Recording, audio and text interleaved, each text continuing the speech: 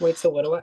Oh, Hi, everyone. Welcome to session 4 of our day 3 of the virtual AANHPI Caucus Summit. Today we have with us Achyutan Rogeshri. So he's from New Jersey and he also serves as our co-events director for the caucus. So we're really happy to have him here to talk about his topic of choice. I would love for you to take it away and then go into what you wanted to talk about. hi guys, so I'm Achyutan and I'm going to be presenting on AANHPI, the pros and cons of inclusivity.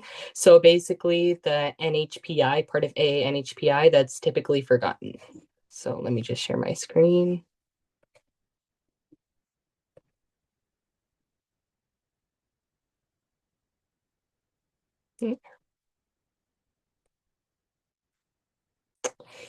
Okay, so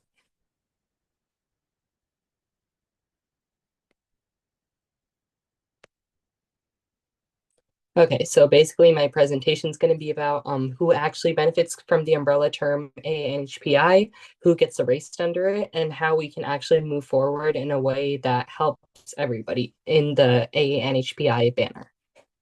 So to start off, when you hear ANHPI, like who do you picture first? So anyone can just unmute and respond. So is it Chinese, Korean, or Japanese Americans, Indian or Pakistani Americans, Native Hawaiians and Pacific Islanders, or everyone equally? I think of Akita, by the way.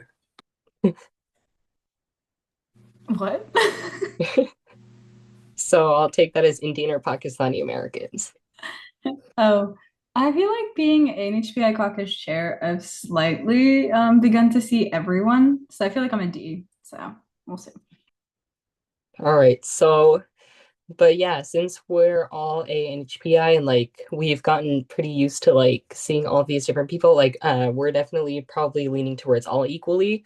But most people, you guys would probably agree, would say East Asian Americans, like Chinese, Korean, or Japanese Americans, or other people descending from countries in that region. And that's part of the issue that I'm going to focus on, which is that representation under AANHPI isn't always equal. And often people aren't really sure who actually counts as Pacific Islander because there's confusion between places like Guam, Samoa, the Philippines, or Palau. And that confusion usually leads to policy blind spots and generally leads to NHPI people getting excluded from AANHPI. So, where did AANHPI come from?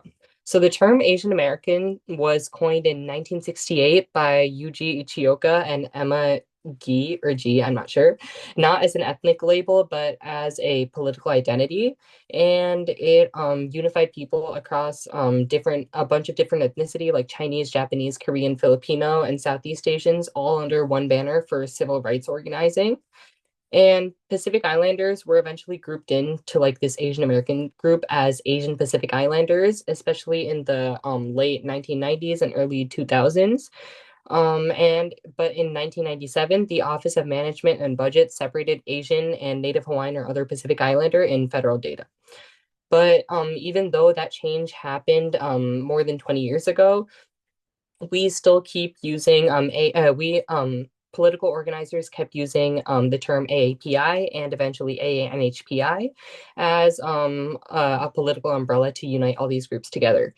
And what's tricky about this is that AANHPI means a lot of different things to different people, because to some people it can be a coalition and like a way to bring people together, and to other people it can be they might see it as indigenous identity being erased.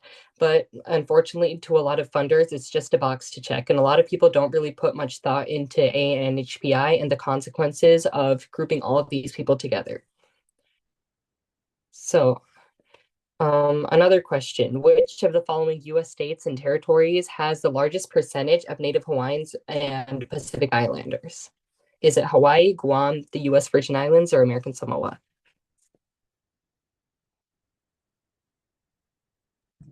Why? Are there any other guesses? Can I guess Guam? Okay, so actually both of you are wrong. It's actually American Samoa.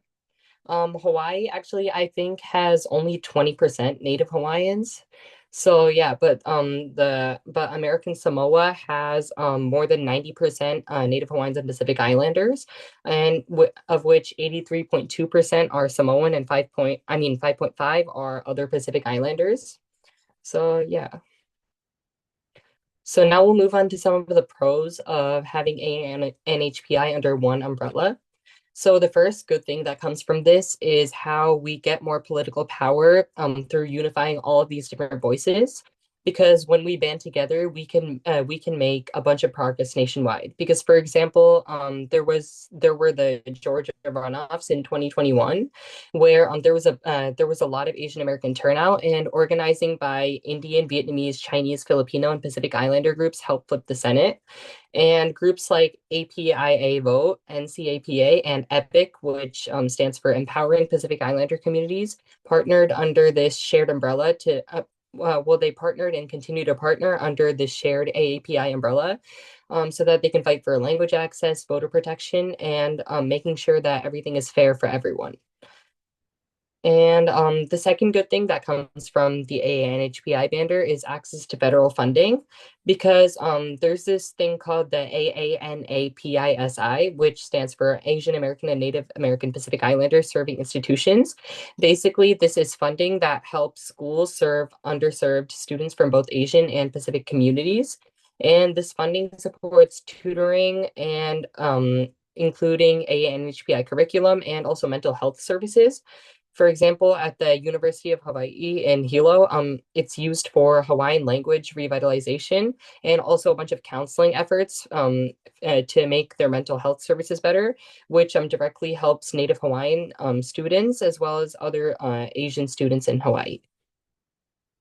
And the third good thing that comes from ANHPI being grouped together are that we have shared challenges and we can work together to address them, because a lot of groups within this banner have overlapping issues.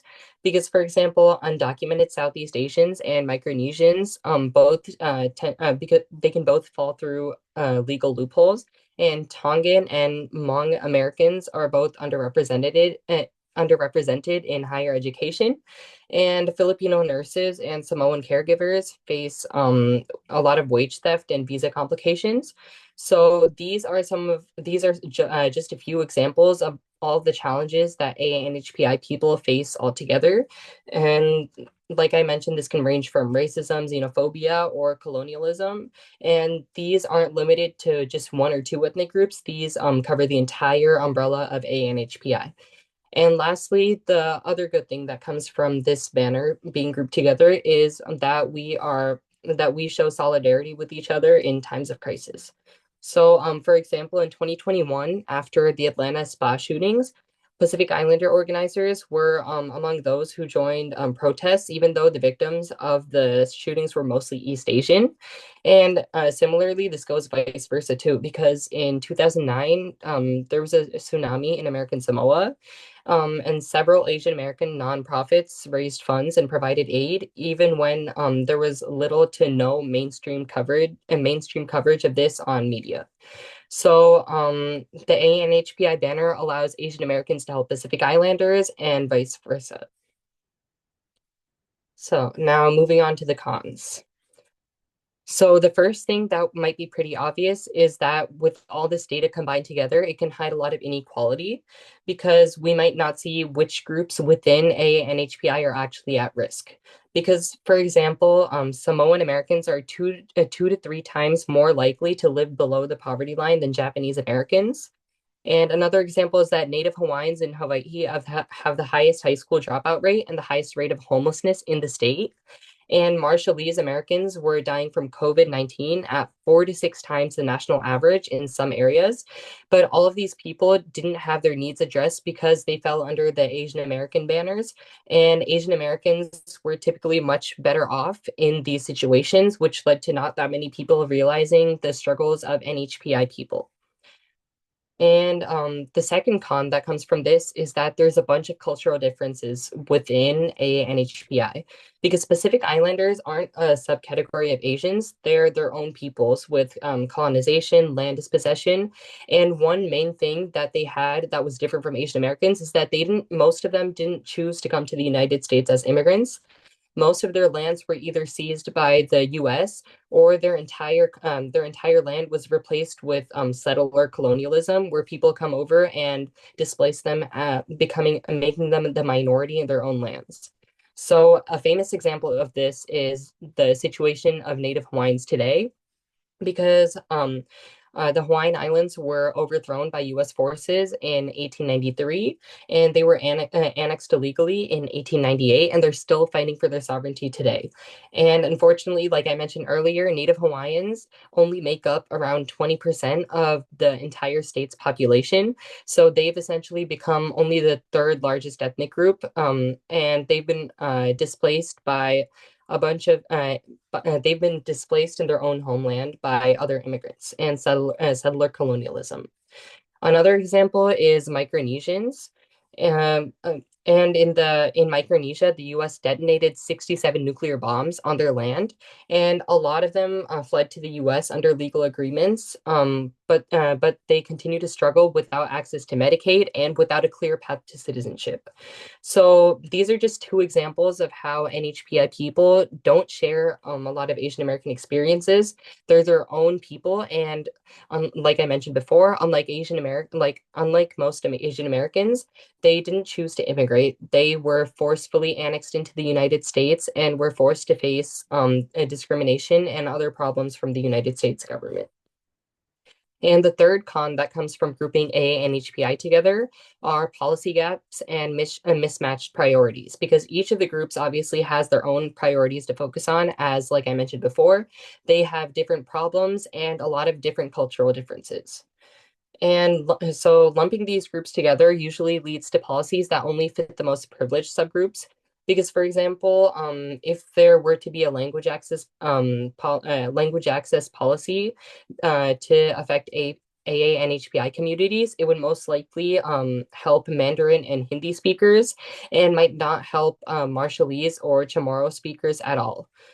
Or, for example, for housing, funds for minority home buyers might go disproportionately to East Asians and South Asians, while simultaneously Native Hawaiians are still being priced out of their own ancestral land. So even when the intentions are good and people try to include AANHPI people, a lot of times they tend to focus on the groups that are better off and have more representation, which tends to be East Asians and sometimes South Asians as well. And they tend to ignore the NHPI that are actually suffering more.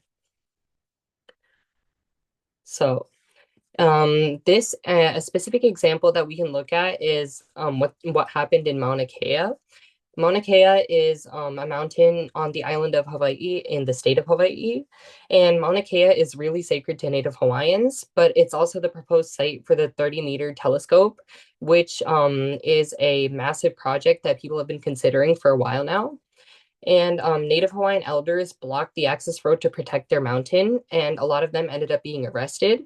And they didn't do this because they wanted to stop development in astronomy. They were just protecting their land, their culture, and their sovereignty, because this mountain is important for Native Hawaiians for cultural and other reasons. But what makes this a good example to look at is that a lot of the scientists that wanted the telescope to be built are Asian American.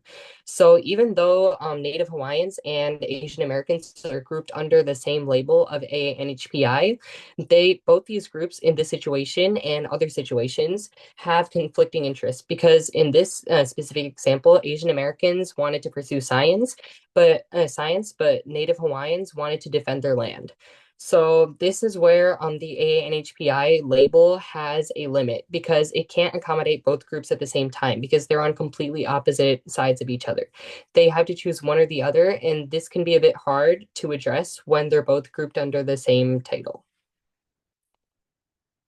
So next trivia question. Which of these is true of Compact of Free Association nations? A, they include Guam and Samoa. B, their citizens can freely migrate to the US. C, they automatically get US citizenship. Or D, they're fully independent from US influence.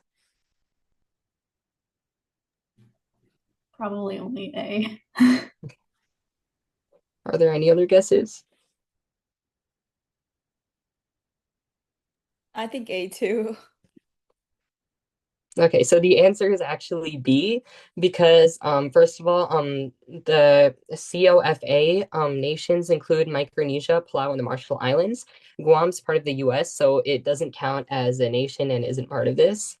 So, the citizens from the three countries that I mentioned, Micronesia, Palau, and the Marshall Islands, can live and work in the US freely, but however, they don't get full access to benefits, and they also have high rates of deportation, homelessness, and poverty.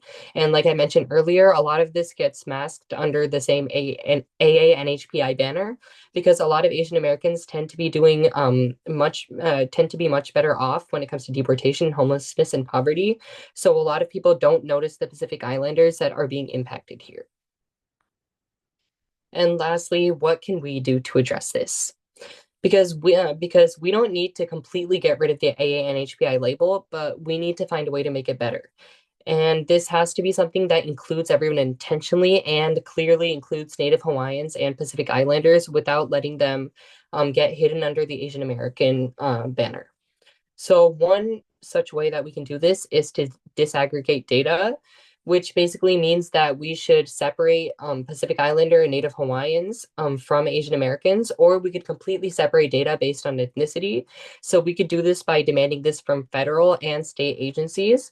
And we could also support policies that do more than just use these labels such as AANHPI. We need to ensure that these organizations are actually looking at NHPI people and not just focusing on Asian Americans and calling themselves supporter of NHPI people. And a second thing that we can do is fund specifically NHPI-led organizations. While this doesn't mean us specifically funding NHPI-led organizations, but just in general, like for example, the Democratic Party or other groups can fund NHPI specifically led organizations, such as Utopia Washington, Aina Momona, and EPIC, which are groups led by Pacific Islanders and are for specifically Native Hawaiian and Pacific Islander issues. And another thing that we can do is education because we have to reach out to people and let them know about the issues that Native Hawaiians and Pacific Islanders are facing. Because a lot of times, like I mentioned, they get covered under Asian American issues. So, what we could do is share histories about the 1893 overthrow of the Hawaiian Kingdom, or the 1987 Kaho'olawe protests in Hawaii, or the Marshallese nuclear trauma, or all the other issues faced by Pacific Islander communities. We've actually been doing some of this at Politic Asian. Like I, for example, wrote an article about Native Hawaiian sovereignty. And I think that this is something we can continue doing at the AANHPI caucus. Since using Politic Asian, we can really focus on education. And the last thing we can do is listen to Indigenous voices because instead of having the ANHPI banners directly address NHPI issues when there aren't NHPI people specifically advocating for this, we need to include more people and actually listen to their voices. For example, we need to let Native Hawaiians speak for Hawaii, and we can't decide for them what's best for them. And we have to let Samoan and Tongan voices lead on issues of youth violence and education, which affect them. So we shouldn't speak over them and try to amplify these issues. We should simply speak. We should try to speak beside them and try to amplify their voices. And yeah, so that's it. Thank you guys for listening to my presentation. And just remember that the AANHPI umbrella shouldn't just be a way to gain more visibility. You have to remember that the voices of Native Hawaiians, Samoans, Tongans, Marshallese people, and others need to be included, but not just included, they need to be centered in everything that we do. Thank you guys. Thank you. I just thought that was a great session. Focusing on the the NH and PI of ANHPI is often overlooked, and you'd spend an entire session just on that. So we're already making progress, you know what I mean?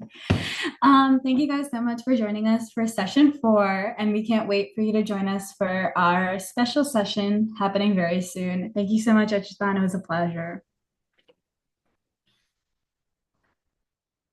If we can stop recording. Jenya, come back.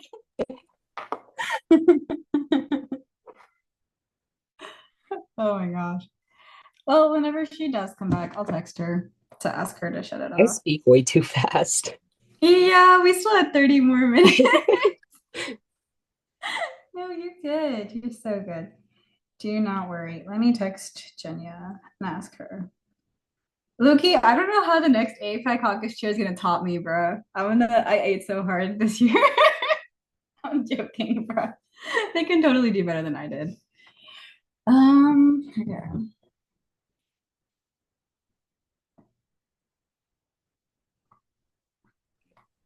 Also, like you mentioned me as a New Jersey native in the story, but like I don't think I count as a New Jersey native because I wasn't born in New Jersey. It doesn't matter. You live there, so it's chill.